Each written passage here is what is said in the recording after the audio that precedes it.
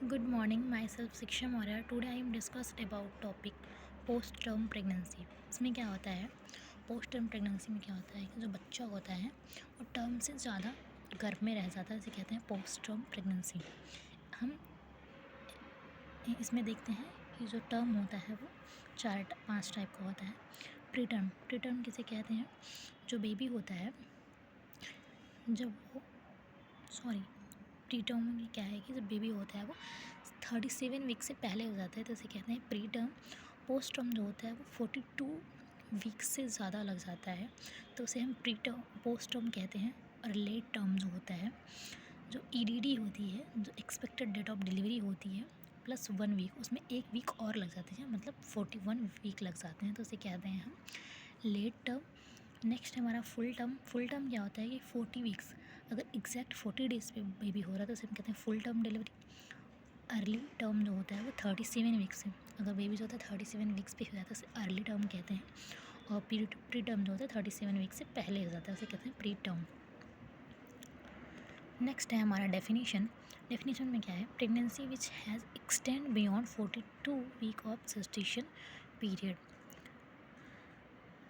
And 294 days, मतलब कि जो प्रेगनेंसी होती है वो 42 वीक से ज़्यादा हो रही है, जो जेस्टेशनल पीरियड होता है वो 42 वीक से ज़्यादा हो रही है, या 249, मतलब जो भी है 294 डेज से ज़्यादा हो रही है तो उसे कहते हैं हम पोस्ट टर्म प्रेगनेंसी या पोस्ट मैच्योरिटी।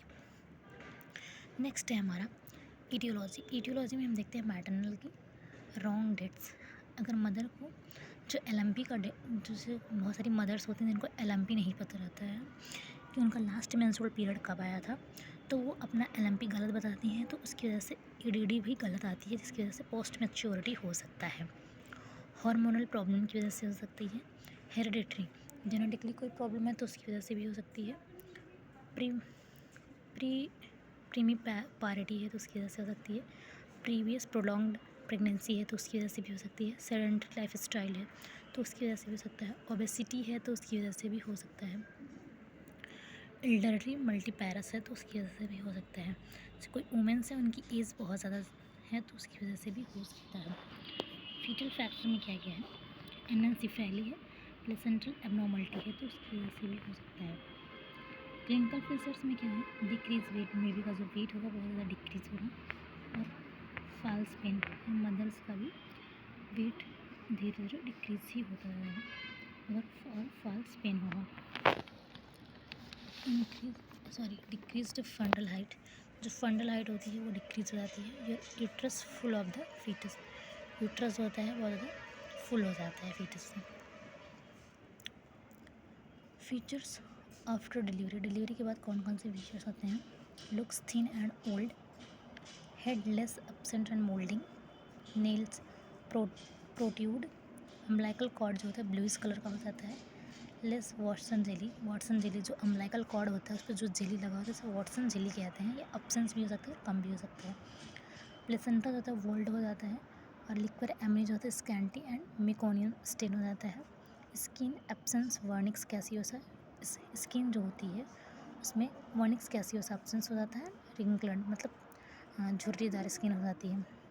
और बेबी थोड़ा ओल्ड जैसे लगने लगते हैं। Increase length and weight, baby का जो लेंथ है और वेट है वो इंक्रीज हो जाता है। नेक्स्ट है हमारा डायग्नोस्टिक इवैल्यूएशन में क्या करते हैं, हिस्ट्री कलेक्शन करते हैं। LMP लास्ट मेंस्ट्रुअल पीरियड क्या है उसको एग्जामिन करते हैं। और जेस्टेशनल एज को चेक करते हैं। फंडल हाइट को चेक करते हैं। Previous history of postpartum pregnancy, कोई प्रीवियस हिस्ट्री तो नहीं है पोस्टपार्टम प्रेगनेंसी की, उसको चेक करते हैं। फैमिली हिस्ट्री चेक करते हैं। फिजिकल एग्जामिनेशन करते हैं। वेट स्टेबल करते हैं। एब्डोमिनल गर्थ को चेक करते हैं। First pain theory, sonography and amniocentesis करते हैं। ये हमारा है डायग्नोस्टिक इवैल्यूएशन। नेक्स्ट है हमारा मैनेजमेंट। पोस्ट टर्म प्रेगनेंसी का मैनेजमेंट क्या है, हम इसमें देखेंगे 2 कंडीशंस।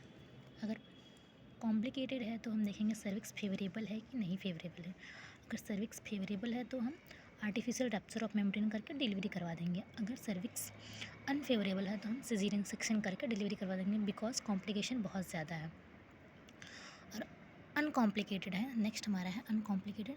अनकॉम्प्लिकेटेड नहीं है तो हम क्या करेंगे, उसमें भी हम दो कंडीशन देखते हैं, सर्विक्स फेवरेबल है कि अनफेवरेबल है। अगर सर्विक्स फेवरेबल है तो आर्टिफिशियल रप्चर ऑफ मेम्ब्रेन करके ऑक्सीटोसिन देके हम डिलीवरी करवा देंगे, और सर्विक्स अनफेवरेबल है तो क्या करेंगे, हम प्रोस्टाग्लैंडिन देंगे, प्रोस्टाग्लैंडिन PCE1 देंगे, और उसके बाद सर्विक्स फेवरेबल हो जाएगा तो हम आर्टिफिशियल रप्चर ऑफ मेम्ब्रेन करेंगे।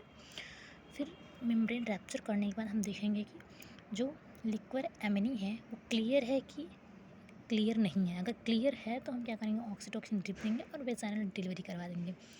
अगर लिक्विड एमिनी जो है उसमें मेकोनियम है तो हम क्या करेंगे कि CTG करेंगे और नॉर्मल वेजाइनल डिलीवरी करवाएंगे। अगर CTG अब नॉर्मल आ रहा है तो हम सिजेरियन सेक्शन करेंगे। CTG अगर नॉर्मल है तो हम वेजाइनल डिलीवरी करवाएंगे, और CTG अब नॉर्मल है तो हम क्या करेंगे, सिजेरियन सेक्शन कर देंगे। ये है हमारा management of postpartum pregnancy. Next है हमारा कॉम्प्लिकेशन।